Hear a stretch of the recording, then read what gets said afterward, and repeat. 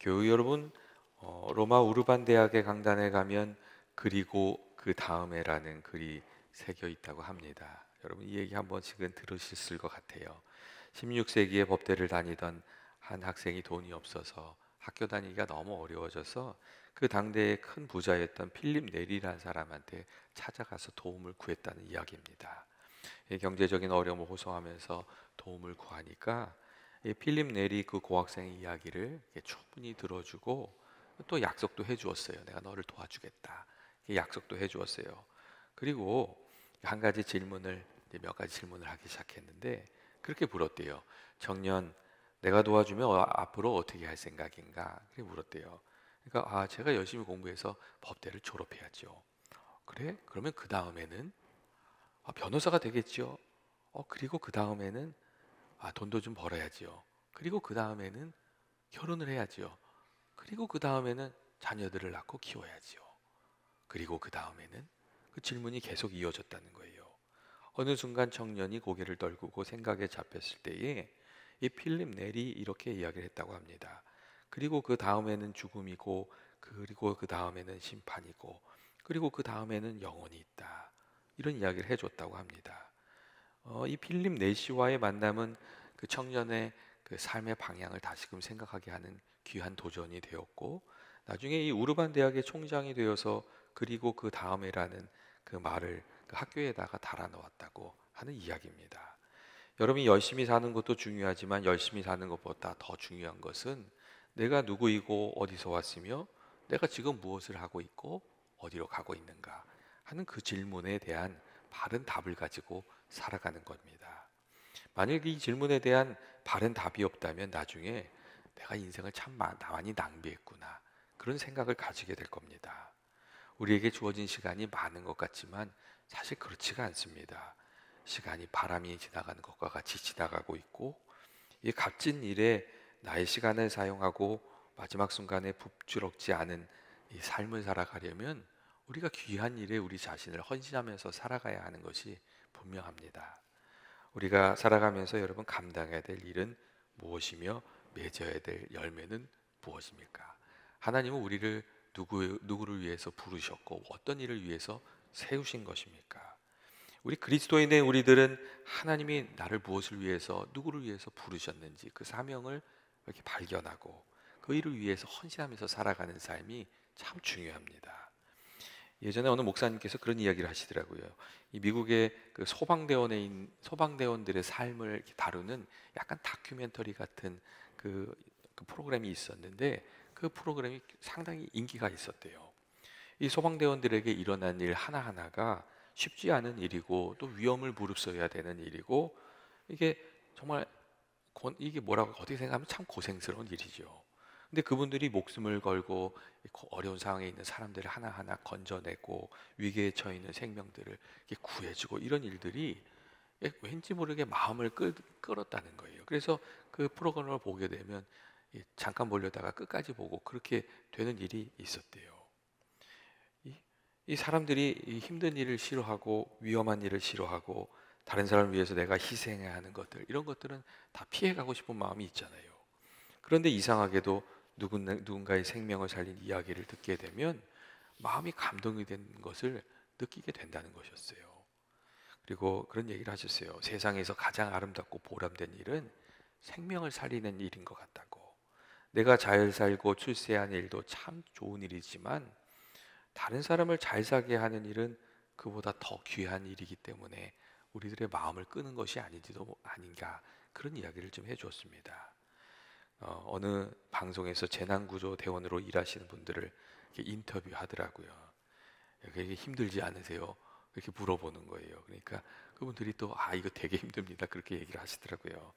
그런데 또 이런 얘기도 하는 거예요. 그래도 힘들어도 누군가는 해야 되는 일이잖아요. 그래도 이게 저희들이 누군가의 생명을 살린다는 그 자부심을 가지고 일을 하고 있습니다. 그렇게 이야기를 하시더라고요. 이런 봉급도 이 박봉이잖아요. 그 몸도 힘들고 위험하고 그런데 그분들은 그 일에서 만족감을 느끼고 행복감을 느끼고 그리고 자부심을 느끼고 그리고 그렇게 그 일을 묵묵히 해 나가고 있었어요. 여러분, 그런데 우리 그런 이렇게 누군가를 위한 섬김의 삶, 생명을 살리는 일이 여러분 구조대원들만 하는 일입니까? 여러분, 그렇지 않습니다. 하나님의 부르심을 받은 우리 모두는 사실은 이 생명을 살리는 그 섬김의 삶에 참여하도록 부르심을 받은 사람들입니다. 거친 세상에서 살면서 마음이 상한 이들을 돕도록 부르심을 받은 사람들이 우리고, 또 예수님을 소개해 주어서 예수님 안에서 복된 삶을, 생명의 삶을 살 수 있도록 그 길을 인도해 주는 사람들도 여러분 믿는 사람들입니다. 오늘 말씀을 보면 예수님께서 제자들을 이 영적인 구조대원으로 부르시는 것을 알 수가 있습니다. 예수님께서 이 갈릴리 해변을 가시다가 베드로와 그의 형제 안드레가 바다에 그물을 던지는 것을 보셨어요. 이 사람들이 이 직업이 어부였고 날마다 자신과 가족을 위해서 열심히 그물을 던지면서 살아가던 사람들이었어요. 그런데 예수님께서 그들을 보시고 나를 따라오라 하시면서 내가 너희를 사람을 낚는 어부가 되게 하겠다, 그렇게 말씀하셨어요. 여러분, 사람을 낚는 어부가 된다는 게 무슨 뜻이겠어요? 예수님의 말씀을 들었을 때에 이 베드로와 안드레가 이 생명을 살리는 일에 쓰임 받게 하시려고 부르시는 예수님의 그 뜻을 다 이해한 것은 아닌 것 같습니다. 그런데 예수님의 말씀을 들으면서 그 마음에 감동이 됐고 좀 새로운 생각이 찾아왔던 것은 분명한 것 같아요. 이제까지 내가 나 자신만을 위해서 살고 이 해변에서 물고기만 잡으면서 살았는데 이제 예수님을 따라가면 조금 더 귀한 일에 쓰임 받으면서 살겠구나, 예수님을 따라가면 더 귀한 인생을 살겠구나, 그런 마음에 감동이 왔던 것 같아요. 그리고 예수님을 따라 나선 거지요. 그리고 이 베드로와 안드레는 예수님의 말씀 속에서 내 삶이 이 지평이 확장되는 그런 것들을 경험하면서 살게 되었습니다. 이 자신들의 삶이 그냥 자기 자신만을 위한 것이 아니라 더 귀한 쓰임새가 있다는 것, 그리고 이 섬김의 삶이 더 귀한 의미를 가지고 있다는 것, 그런 것들을 그들이 체험하면서 살게 되었습니다. 여러분, 다른 이들을 돕고 섬기는 일을 오래 하신 분들의 이야기를 들어보면 그분들한테 귀한 간증이 있는 경우가 많더라고요. 어떻게 그렇게 귀한 일을 하시게 되셨어요? 이렇게 오랫동안 섬기시게 되셨어요? 이렇게 물어보면 이 열 중에 9분은 어떤 소명적인 순간을 말씀하세요. 아, 이 일이 하나님께서 내게 주신 일이구나. 아, 이 사람이 내가 섬기라고 주신 하나님의 사람이구나. 이런 것을 깨닫게 되는 그런 어떤 순간에 대해서 얘기하세요. 내가 그 일을 하면서 하나님이 나를 사용하고 계시다는 것을 제가 좀 느꼈습니다. 그런 얘기도 하시고, 또 애들 돌볼 교사가 없으니까 몇 주만 좀 도와주세요. 그래서 갔는데 애들을 이렇게 데려다 놓고 그날이 주기도문을 가르치는 날이었대요. 주기도문을 이렇게 가르치는데 그냥 마음이 이렇게 감동이 되더래요. 그래서 그때 잡혀가지고 30년 교사를 하고 있다고 그런 얘기도 하세요. 어떤 분들은요, 노숙자 사역 한번 같이 가자 그래가지고 갔는데 음식을 나누다가 마음이 찡하셨던 거예요. 그래서 노숙자 사역 간다 그러면 시간을 제쳐놓고 일을 제쳐놓고 거기에 또 같이 가시는 거예요. 이 부르심의 순간들을 만났던 거죠. 제가 아는 그 한 장로님은 담임 목사님이 선교 한 번만 가자고 꼬셨어요. 근데 그분이 그런 분이 갈 분이 아니거든요. 근데 선교 가셔서 어려운 사람들, 케냐에 있는 사람들 이렇게 도와주시다가 그분도 마음에 감동을 받으셨어요. 그리고서는 매년 케냐를 가시는 거예요. 다 소명의 순간들을 만났던 것이죠. 근데 꼭 그렇게 선교지를 가는 것만의 그런 게 소명의 순간이 아니지 않습니까? 하나님이 이 사람을 섬기라고 나를 세우셨구나, 이 일을 감당하라고 나를 부르셨구나, 이렇게 느껴지는 그런 순간들이 있습니다.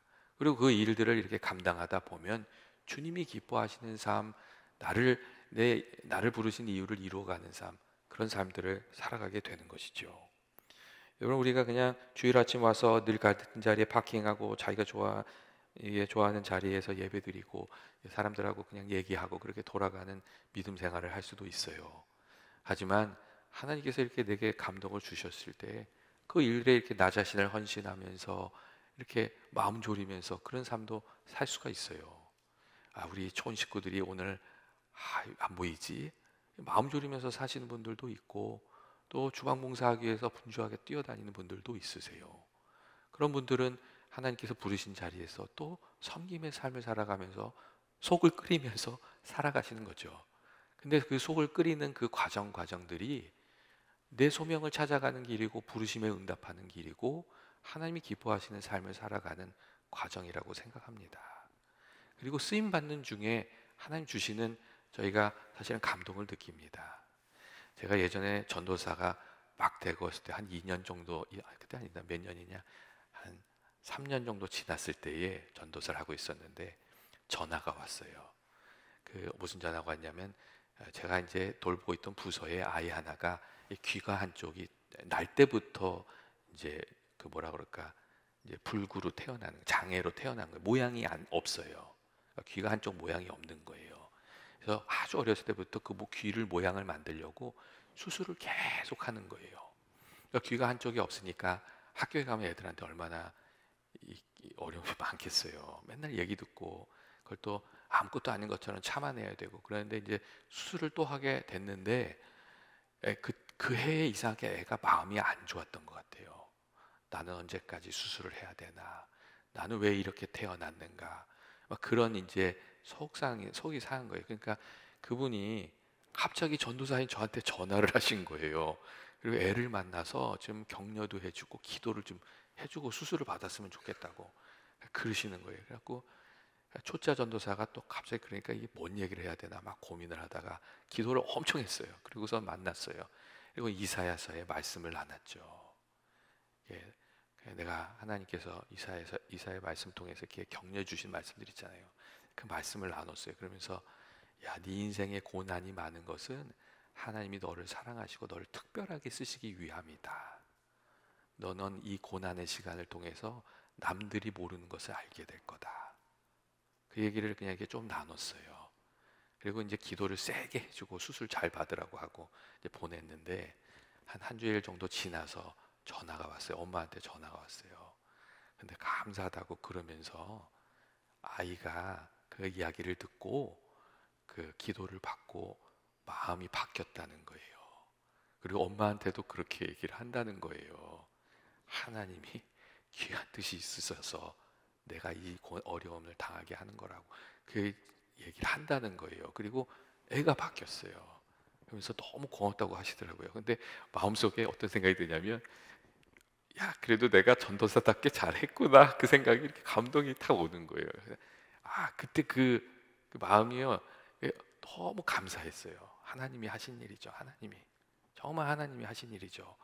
근데 내가 거기 중간에 쓰임 받았다는 게 참 너무 감사하더라고요.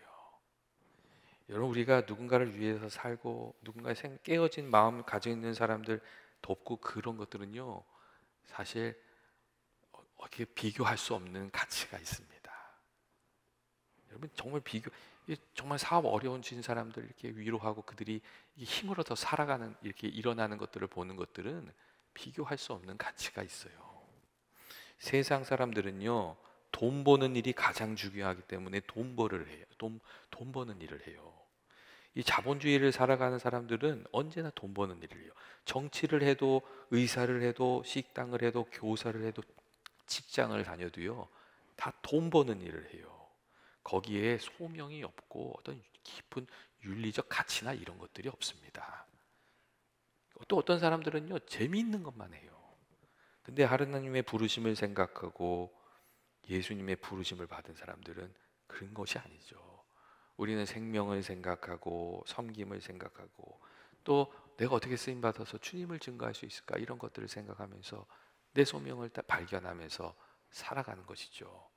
그리고 그 가운데에 하나님이 주시는 귀한 은혜와 기쁨과 감사가 있는 줄로 믿습니다.